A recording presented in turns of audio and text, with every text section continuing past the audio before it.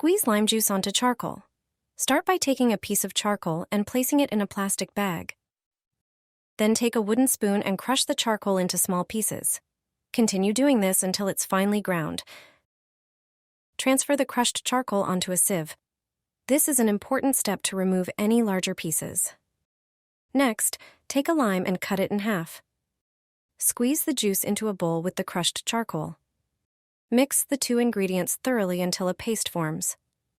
Now, take a burnt pot and apply the paste. Spread the mixture over the damaged area and gently scrub it. This paste is perfect for removing stubborn burn marks from the pot. The abrasive properties of charcoal combined with the acidity of lime juice effectively remove burnt residues. Your pot will be clean and ready for use again. This paste works well on other burnt kitchen appliances too.